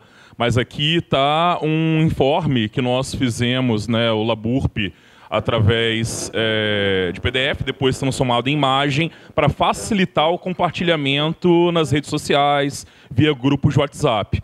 Então, isso é o que chegou aos pescadores, especialmente. E essa é a primeira versão, que é aquela versão que não tinha o mercúrio, que foi ali a demanda do Nego da Pesca. Mas só para... Desce aqui lá embaixo, acho que está melhor para poder visualizar, né? Aí a resolução do CONAMA e o que foi encontrado no Rio Doce. Manganês, 401 vezes maior, bário, 54 vezes, zinco, 97, cobre, 1.155 vezes maior. Tipo esse que ligaram dizendo que era uma fake news? É fake news, professor. Esse é fake news, né? Baseado nas tabelas da pesquisa. Fui eu que fui lá e peguei e botei todas as tabelas online para não falarem isso. Né? Não vou expor o nome do cara, mas foi ligado à Secretaria de Saúde do Estado. Tá? Aí o que acontece? E aí o que acontece? Depois foi atualizado, né? Mas o arsênio e o mercúrio, ali dá para você ver os níveis de arsênio. E na comunidade Degredo, que é aquela comunidade quilombola de pescadores, que ela é bem isolada, essa comunidade ela captava sua água a partir de poços. Toda a água dos poços está contaminada com mercúrio e arsênio. Eles agora só recebem via caminhão-pipa. Alguma outra pergunta, comentário para complementar? Vamos fazer as três de rodada e aí a gente volta. Vou passar ali e depois volto no hall, pode ser? Professor Roberto? Roberto Simões, eu participo aí da pesquisa junto com o professor Cláudio. Eu tenho 3 pontos que me chamaram muito a atenção das apresentações. O primeiro ponto eu acho que fica muito evidenciado de que Vale, Samarco, BHP, que são transnacionais e que têm uma atuação na região, mesmo após o crime ambiental, continuam controlando a região. Então, acho que isso é um ponto crucial para que a gente possa entender 2 aspectos. O primeiro é o poder que eles declaram e exercem quando estruturam aquela teia de aranha da repactuação ali colocada. Quer dizer, as pessoas atingidas, o local, o lugar, continua completamente banido do processo, tal como acontece há 60 anos. Só que agora tem uma coisa muito mais monumental, no sentido de tenebroso, que é um crime ambiental. Então, do ponto de vista do poder, fica evidente o controle. Claro que não é um controle isolado, é um controle com instituições do Estado, mas com uma ou outra exceção, e aí talvez, em parte, isso explique como que há um ou outro ganho, mas subordinado a um processo que continua completamente exógeno à região destruída. O segundo ponto é que, se não bastasse isso, para mim ficou muito evidente, principalmente na fala do Miguel, é que as empresas, através da Renova, fazem prevalecer a lógica do mercado no debate. Quer dizer, até para tratar do crime, há a prevalência da lógica do mercado. Por exemplo, olha, vai ter uma atividade cultural, mas vai ser através de um edital e que se vai concorrer. O que, ao mesmo tempo, denota completo banimento do poder local, mas, mais do que isso, eu acho que a gente tem que fazer isso, apesar de ser extremamente desconfortável, mas, mais do que isso, subordinar o crime ao mercado. Então, 200 milhões para uma estrada. Olha, chegou a oportunidade de fazer esse asfalto que vai atender predominantemente o petróleo, mas é uma forma da gente dizer que compensou. Então, acho que isso é muito duro, mas essa combinação de que as empresas transnacionais subordinam o crime à sua lógica de poder e à sua lógica de acumulação, acho que é um ponto que a gente vai ter que aprofundar na reflexão da nossa pesquisa. Quer dizer, é evidente por várias coisas que essa combinação poder-acumulação também está presente no crime. E eu acho que a gente não deve se sentir inconfortável em dizer isso foi um crime ambiental. Claro que foi um crime ambiental, mas a apropriação do crime também tem que ser discutida. E essa apropriação do crime está predominantemente, apesar de toda a organização local, toda a participação local, toda a luta local, mas ela está predominantemente ditada pela lógica dessas empresas transnacionais. Bom, como escapar disso? Acho que esse é um grande debate. Acho que isso é um grande debate e que a gente não pode continuar, talvez usando, aí eu entro no segundo ponto, o mesmo linguajar da restauração, da indenização, da renovação e de coisas do gênero. Porque isso também passa por uma lógica, pela lógica monetária. Quanto é que vale a vida destruída do Rio Doce? Quem vai calcular isso? Eu acho que a gente tem que colocar alguns pontos para mostrar que não serão 1 bilhão, 2 bilhões, quantos bilhões forem que vão reparar o processo. Porque senão nós estamos legitimando a lógica monetária do crime. Eu entendo perfeitamente que pescadores deixaram de pescar durante um período, que a atividade das pousadas pararam. Isso pode ter uma indenização. Agora, quanto é a indenização por alguém que morreu? Quanto é que custa? A minha até arrepia falar. Quanto é que custa alguém que morreu? Isso eu acho que é o auge do neoliberalismo. Eu acho que os movimentos não podem, não deveriam embarcar nessa lógica. Claro que, eu não estou falando isso lá para o caso específico, eu estou falando para a ideia de que tudo tem um preço de mercado. No fundo, essa é a lógica. Nós vamos calcular através de um cálculo de mercado quanto custa tal coisa. Então, acho que a gente deveria, até, e é uma sugestão que eu pensei alto quando estava ouvindo tudo isso, como é que vocês calcularam que um atingido vai receber tantos mil? Qual o cálculo disso? Baseado em quê? Por que a repactuação vai ser de 2 bilhões? O que significa 2 bilhões diante desse crime? E eu acho que esses cálculos, até para que a gente possa vir a expor a eventual ridicularização deles, têm que ser solicitados. Porque senão nós vamos chegar assim, olha, houve um crime ambiental que custou 2 bilhões. Hã? Sim, aqui. Mas custou 2 bilhões, e aí 2 bilhões... Bom, olha, nós cometemos o crime, mas pagamos.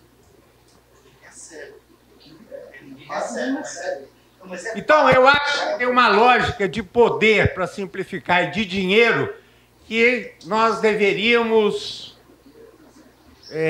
nos deter com mais afinco para não cairmos no canto da sereia da fundação.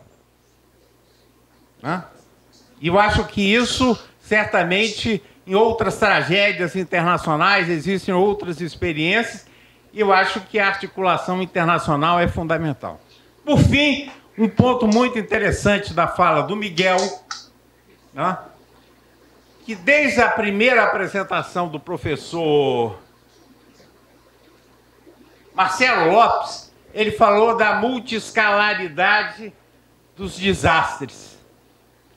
Mas hoje, pela primeira vez, aparece um dado muito importante que o Miguel trouxe. A planície sedimentar, ele disse, olha, é muito jovem, tem 120 mil anos. E nós destruímos o processo em 30 anos.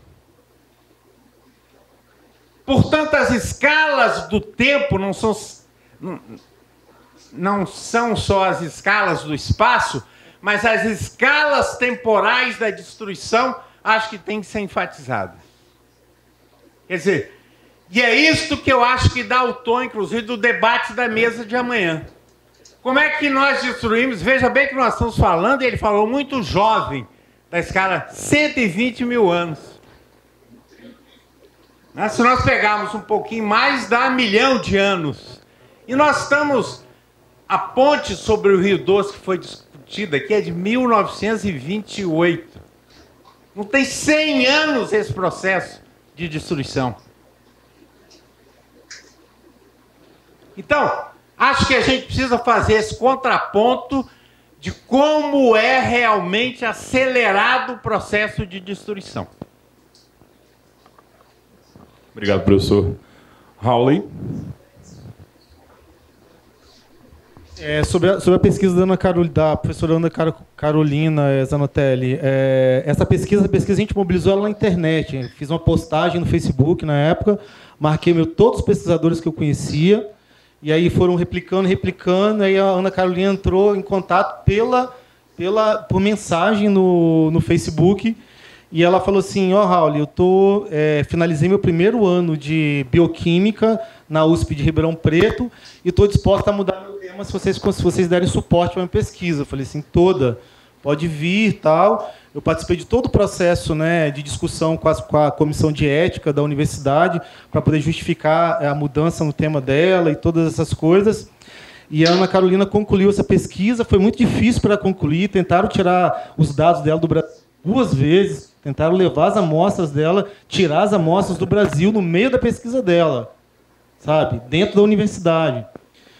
Quando ela estava em vias de apresentar a tese, houve um processo assim, muito dramático assim, de deslegitimação da pessoa, assim, desde da pesquisa da pessoa, sabe? Porque assim, o que apareceu do profissionalismo dela era Ministério Público, várias pessoas do Ministério Público solicitando, ela não tinha nem defendido a tese, solicitando os resultados da pesquisa. Então ela para defender, então isso criou uma desestabilização da existência, sabe, não só dela, mas de todo mundo que tinha expectativa com os resultados, que foi muito dramático, assim, se você perguntar para a Ana Carolina. Depois ela ainda teve que se incluir, ainda trazer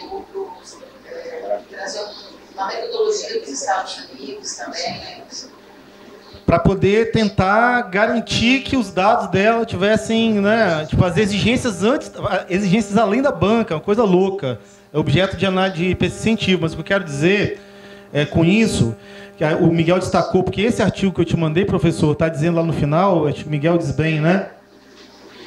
Não é possível correlacionar aqueles dados do sangue das pessoas somente com a questão da lâmina, porque existem danos critérios do rio, né? Isso é normal de todo relatório, ninguém assina embaixo, que é da lâmina. Não tem nexo causal. Me permite uma parte, só uma nota de rodapé. A pesquisa aqui da UFES, ela aponta exatamente, eles conseguem separar, dizer, olha, em função de várias pesquisas feitas, e nós fizemos uma revisão científica, e aquilo que nós encontramos como elementos e tal, nós podemos dizer que a maior parte dos elementos químicos, dos metais pesados, encontrados nas campanhas de levantamento dele, era oriundo da barragem. Porque eles pegaram pesquisas feitas, a montante, pegaram a revisão científica e compararam. Dizendo que uma parte, sim, era um acúmulo de poluição ancestral, etc. Então, nessa pesquisa aqui da UFES, eles, entendeu? Então, o que pode contribuir para o resultado dessa aí. Como a gente tem poucos dados sobre saúde humana, né, na verdade, foi feito 2 pesquisas na cabeceira, e a da Ana Carolina aqui. E aí o que acontece, né, ô Miguel?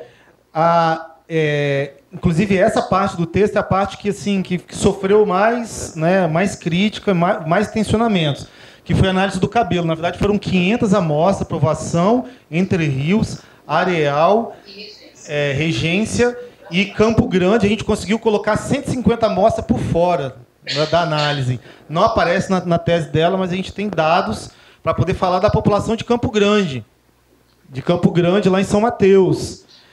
Não sei que nível de vontade que ela tem de revirar esses mortos, né? Porque é terrível.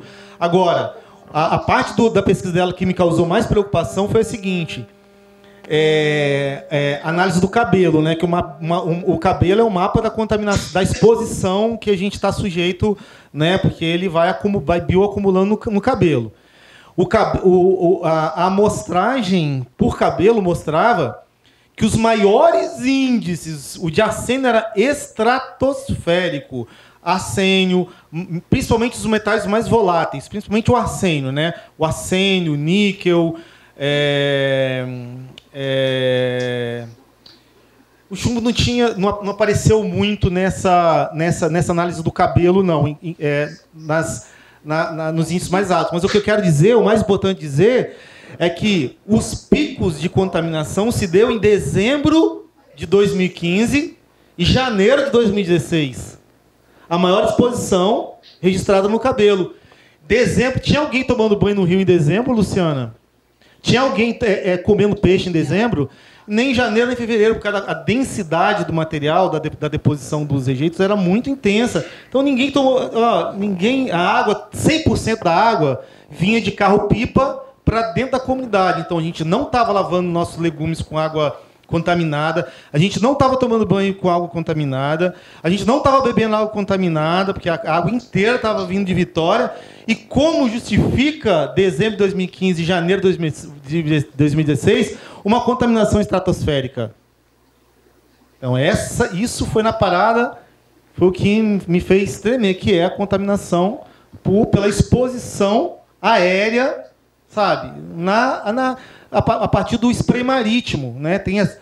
A gente precisava assim de um tipo, né? Eu fico assim, eu dentro da minha cabeça eu consigo fazer vários cruzamentos assim de várias pesquisas diferentes e gerar demandas de investigação científica para graduação, para mestrado, para doutorado também, porque a gente fica, né? Tipo, captando o sinal, sabe, espacial dos metal pesado geral, né? Porque enfim, sabe? É desafiadora a situação e me importa muito o longo prazo, né? A gente está amanhã, quando a gente for discutir, eu quero trazer a coisa de curto, médio, sobreposição de curto, médio e longo prazo, né? Que caracteriza esse processo. Mas queria só trazer esse dado, professor, que esse dado vai ser um dos dados, por exemplo, que pela situação, pelo contexto político da tese, não vai aparecer nos artigos que ela tá publicando. Não apareceu. Não vai aparecer, porque assim, os danos da publicação são maiores do que a vontade e a capacidade de gerenciar a academia. Eu acho que a gente precisa, professor, de uma leitura crítica da tese dela. A gente precisa pegar a tese dela. Não tem só a tese dela, não. Tem toda a experiência do processo. Eu participei de todas as coletas em todos os lugares, preenchi ficha do povo. O Regenera Rio Doce fez isso, né? Deu todo esse suporte para ela. Então, eu considero a tese da Ana Carolina Paulelli sobre saúde humana é a tese mais importante do Rio Doce, sabe? E aí é o artigo dela. Isso aí é o artigo dela. Vai estar para sair outro. Né? Enfim, acabei me enrolando aqui no bagulho aqui, mas é isso que eu queria trazer. Estamos fazendo um bate-papo. Bem, devido ao adiantar das horas, vamos fechar nesse ciclo. Alguém queria acrescentar alguma pergunta? Algum comentário? Professora Clara.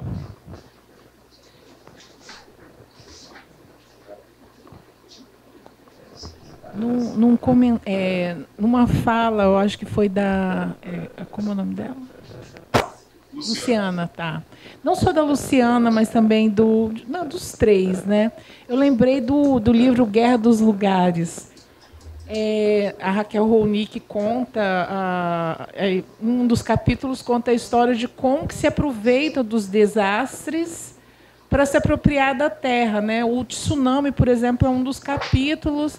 Aí eu estava fazendo a memória aqui, eu lembrei da Braskem, lá em Maceió, que estão tomando as terras e vai virar um condomínio alguma hora.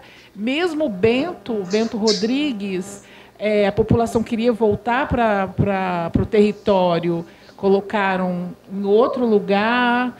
Ontem apareceu aqui o condomínio, há uma interpretação do prefeito, que aquele condomínio foi feito de forma inadequada, as pessoas tinham uma vida rural, tinha que ter um terreno, tal, já para vender, já para passar para frente. E a forma, né, apareceu depois que eu já tinha elaborado essa questão, a questão humana e da saúde, que tomou conta agora dessa última rodada de perguntas. O Bubu traz de volta a questão do capitalismo, mas o que parece é que a forma como o território está sendo tratado é uma forma de gentrificação também, né? Uma forma de... Ou seja, as pessoas vão se cansar, elas vão embora e vai ficar ali uma hora, vai virar um resort. Assim, porque é mais um comentário, né?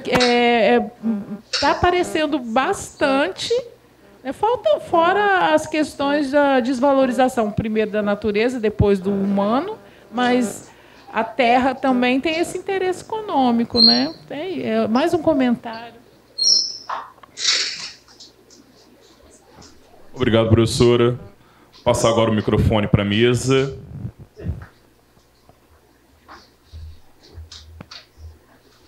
Praça.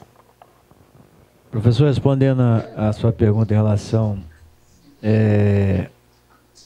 que a sociedade em si perdeu, vou falar em termos de toneladas, e nós temos um projeto também que vinha acompanhando desde 2013, o projeto GFMA pelo ICMBio, e quando aconteceu o crime ambiental em 2015, esse levantamento de desembarque pesqueiro foi feito, né? E a gente tivemos aí uma queda de produção de 74,5%. 2015 para frente. Entendeu?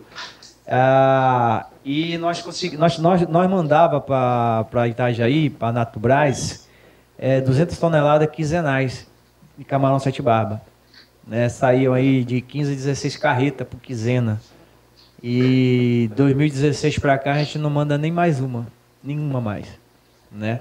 E a sociedade não compram, né? A gente não tem para quem vender, né? O produto para a mesa do capixaba ficou mais caro, porque esse camarão, esse peixe que vocês estão comendo hoje, ele vem, né, de outros estados.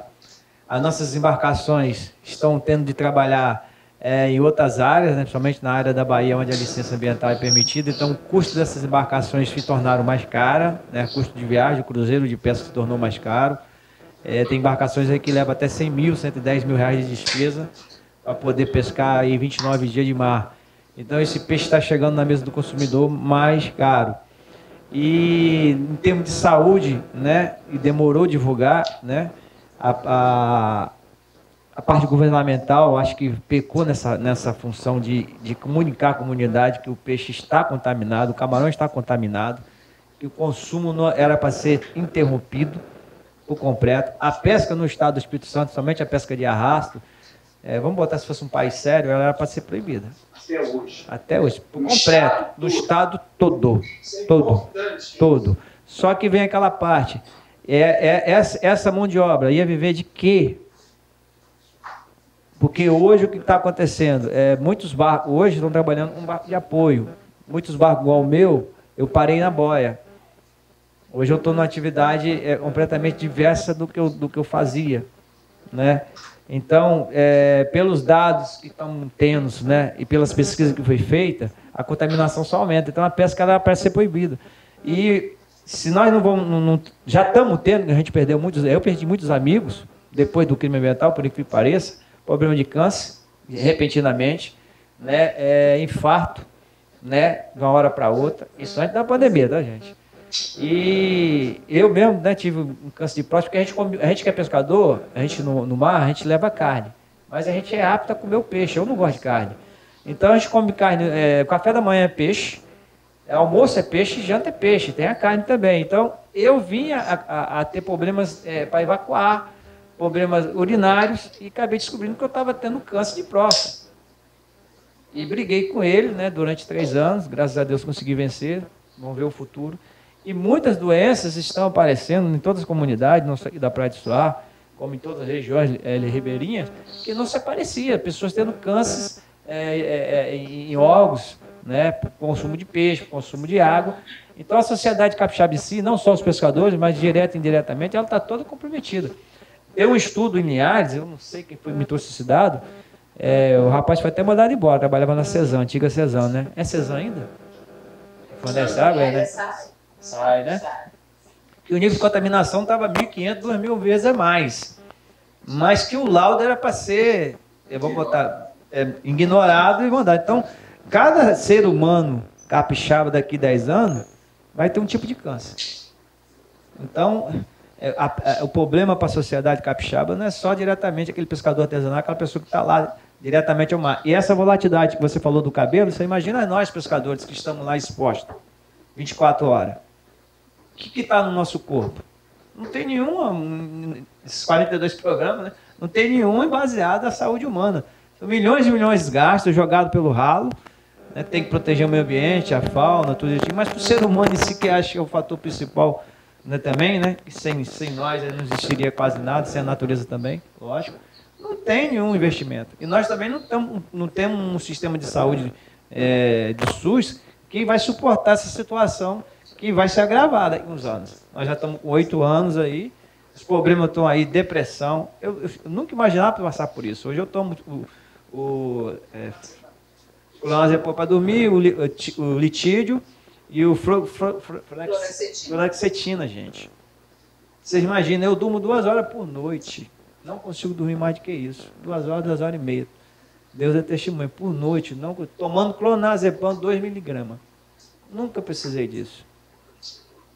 Por quê? Porque a ansiedade e o desespero, e você tem uma condições de vida que você lutou tanto para adquirir durante anos de trabalho, você mudar da noite para o dia. Igual você está empregado hoje, ganhando X por mês, sua vida está controlada, no outro dia você chega para trabalhar, o patrão chega para você. Foi o que aconteceu em 2015. Você está desempregado. Foi o que aconteceu com nós, setor pesqueiro, comunidade pesqueira. O crime foi em 2015, chegou dia 15 de novembro, né, de 2015, na Foz. No outro dia nós ficamos desempregados, porque quando nós voltamos a pescar, a área foi proibida e a gente só foi descobrir que foi proibida a área, o IBAMA subindo a bordo, multando 110 embarcações nesses dias. Dia 26 de fevereiro de 2016. Ninguém divulgou nada, ninguém botou uma pauta, depois que começou a anunciar na rádio. Então, isso acabou com a gente. Xará, me desculpe te interromper. Hoje, você fala que deveria interromper a pesca. Mas continua tendo pesca normal, né? Como é que está isso? Tem tido? Nós temos muitos barcos clandestinos em documentação trabalhando na área contaminada. E esse produto está sendo descarregado, aí que vem, né? Está sendo descarregado aonde? No estado do Rio, no estado da Bahia. Está vindo para onde? Para o Espírito Santo. Com a nota fiscal do outro estado, mas o produto é daqui. Então, o que você está falando é se pesca clandestinamente, não pode se vender no Espírito Santo, se leva para a Bahia, para o Rio, e depois volta para cá como se fosse de lá. De lá, com a nota fiscal de lá.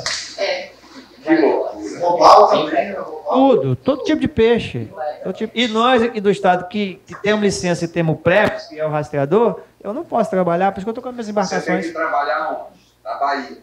Não posso, a minha licença ambiental não permite. A minha licença ambiental só permite no estado do Espírito Santo. Tem rastreamento. Tem rastreador. Meu barco tem rastreador. Você não pode pescar. Não posso, eu estou parado. Não posso trabalhar. Todos os outros colegas também. Só está trabalhando quem está clandestino. Ninguém que é legal pode trabalhar. Lá na área, não. Na área, você diz, na Foz. Na Foz do Rio Doce, mas é a área principal nossa. E na realidade está tudo contaminado. Não adianta ser 20 metros, 40 metros, 50 metros. Foi achado rejeito lá com 50, 40 metros. Até Guarapari. Exatamente, então não adianta, 20 metros adiantou. Os bilhões que gastaram, se fizesse a indenização correta, se essa invasão, igual você falou, que é da comunidade de 800, aconteceu na Praia de Sol também, em todo o território, de 800 foi para 2.000, pessoas oportunistas, né, que foram indenizadas e muitas vezes aquele cara lá da comunidade não foi. Se esses bilhões foram jogados pelo raro, tivesse feito um trabalho correto, as embarcações eram para estar paradas, todas elas, e todo o setor pesqueiro do estado do Espírito Santo era para estar indenizado e parado. Toda a cadeia produtiva. E essa jogada que ela falou, vocês falaram de jogar uma comunidade como outra, nós somos a ponta da corda. E tem a cadeia produtiva. Quem é a cadeia produtiva? O comprador, o peixeiro, o estivador, o pintor, o calafate. O calafate é o cara que calafeta o barco para não entrar água. O estaleiro, né, o supermercado. Essa cadeia produtiva foi diretamente atingida e até hoje não foi indenizado. O fornecedor do gelo, o óleo diesel, você entendeu? Ali na Praia de Suá, se vende ali, entendeu? Se vendia mais de 190 ou 290 e poucas toneladas dia de óleo diesel. Sabe quanto está vendendo hoje? Nada. Tudo parado. Olha o impacto financeiro. Quantas pessoas foram desempregadas? Aí você imagina a doença que isso trouxe. As doenças invisíveis, né? E muitas vezes a pessoa está com depressão, não sabe. Não tem nem conhecimento do que é isso. Como eu criticava a minha esposa até eu pegar. Até eu ter esse problema. Como é que eu descobri que eu estava com problema de depressão? Eu estava com medo de abrir a porta da minha casa para ir para a rua. Para encarar a vida. Eu ia na porta e voltava e minha mulher me olhando. Eu ia na porta e voltava e minha mulher me olhando. Qual é o problema? Estou com medo de ir lá para os barcos. Por quê? Porque tem 32 pessoas lá e eu não tenho dinheiro para pagar eles. E eles não trabalharam e eu tenho que pagar. E começava a tremer. Ela pegou, abriu a porta, saí, fui, trabalhei nesse dia, no outro dia procurei um médico e estou me tratando já tem 3 anos. E não consigo dormir.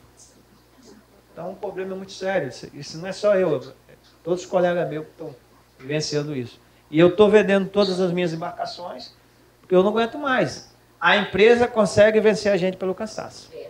É isso.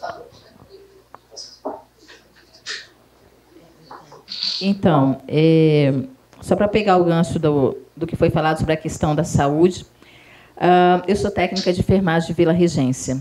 E os primeiros dados que foram embasados, né, para o plano de estudo de risco à avaliação da saúde humana, que foi preconizado dentro da CT Saúde, foi passado por mim, lá de Vila Regência, entre Rios e Areal.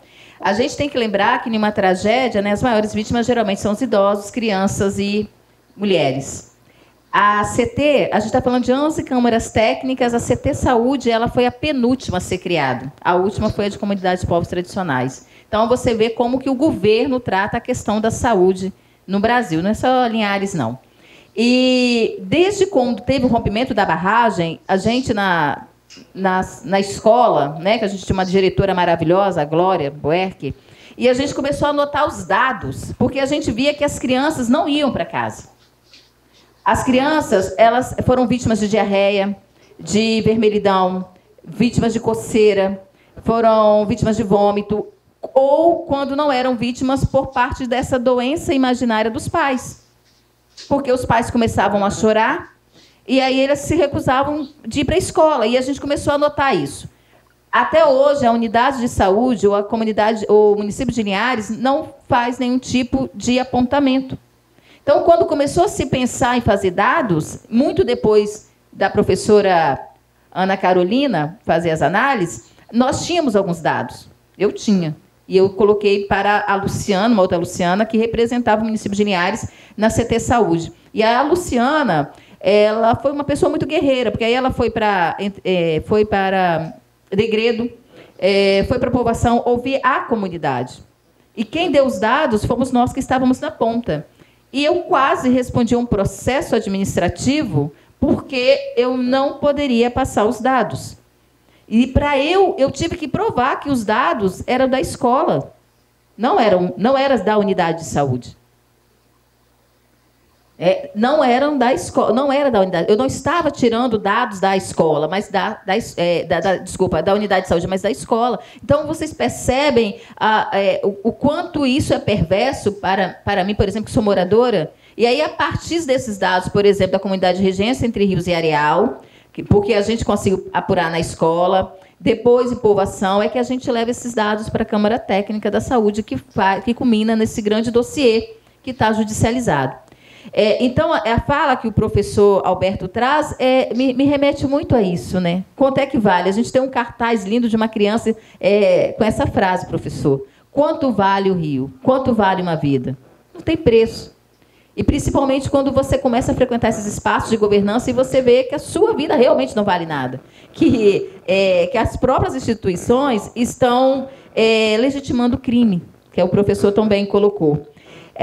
Vou responder à professora sobre a questão, ela até saiu da Braskem, né? A Braskem é uma empresa que produz papel, igual a Suzano, altamente poluidora, é um dos maiores patrocinadores da Rede Globo, inclusive é o principal no BBB, então você vê como é que a gente legitima, né, esses crimes, como isso passa a ser tão normativo dentro do nosso contexto diário, assim.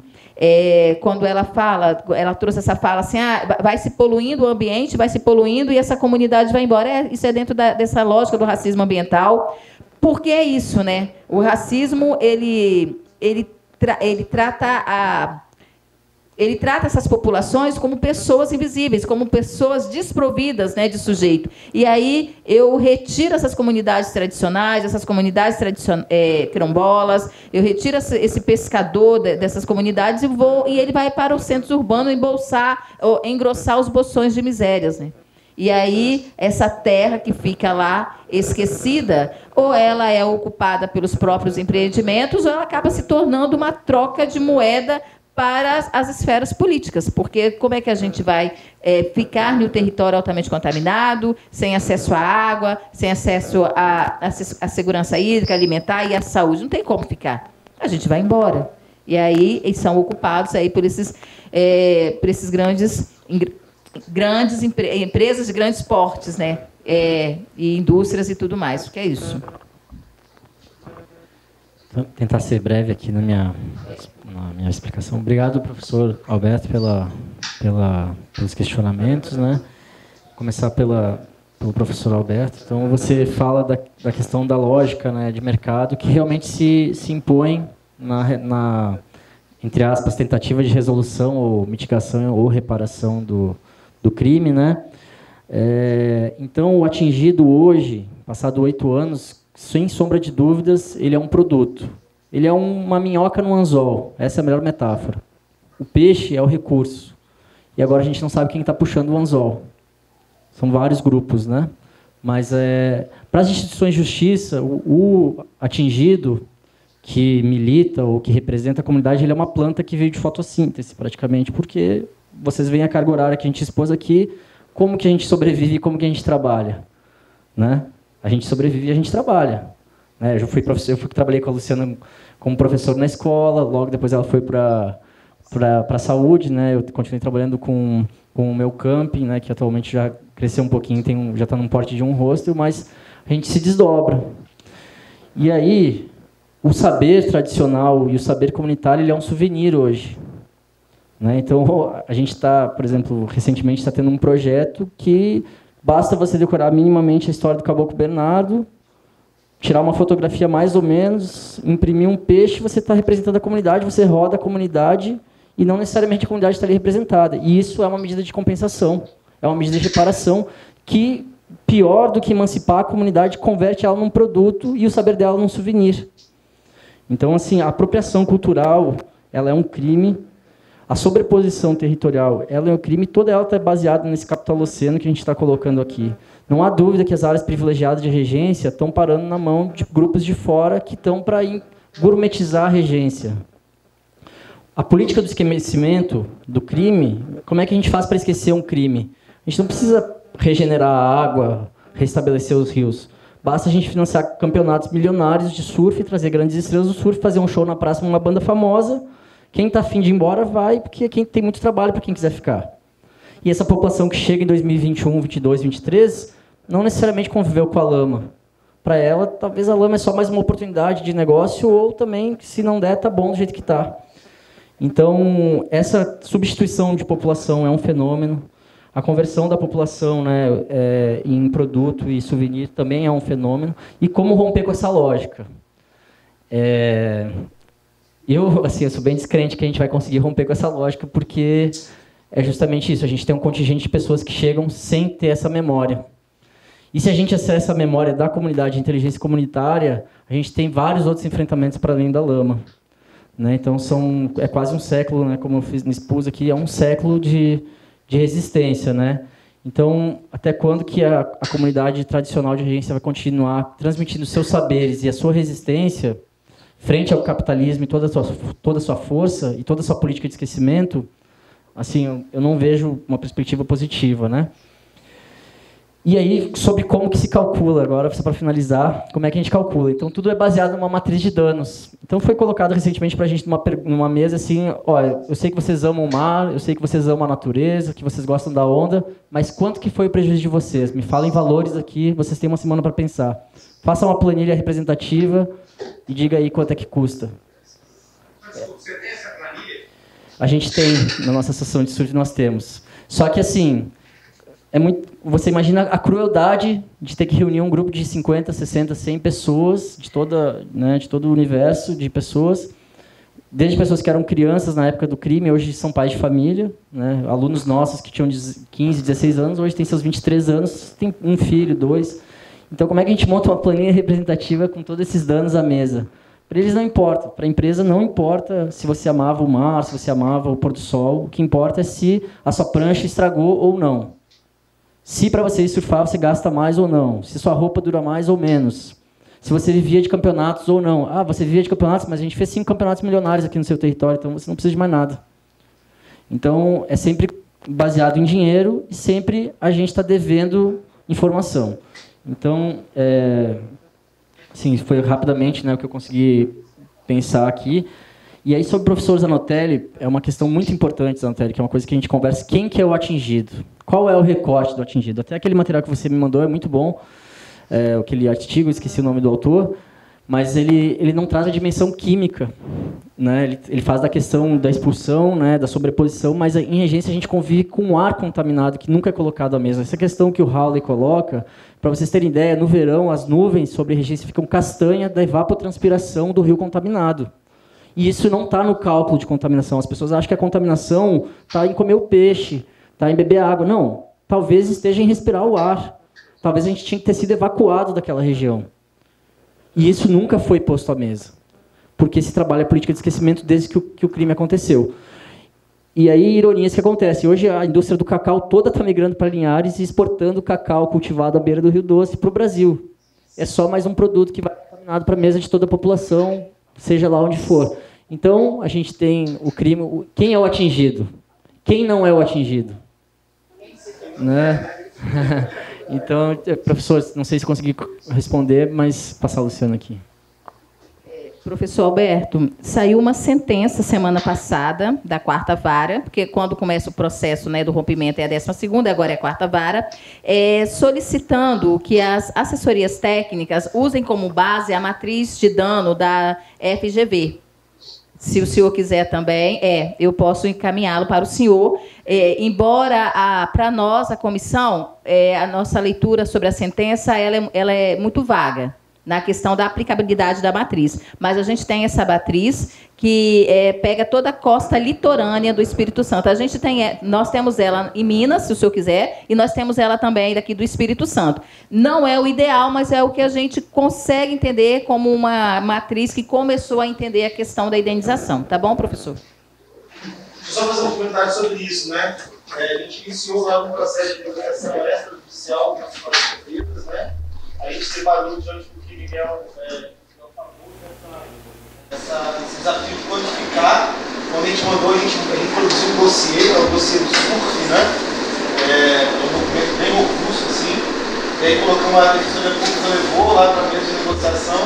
Aí a Renova, você não tem nenhuma planilha aqui, não. Porque a gente quer planilha.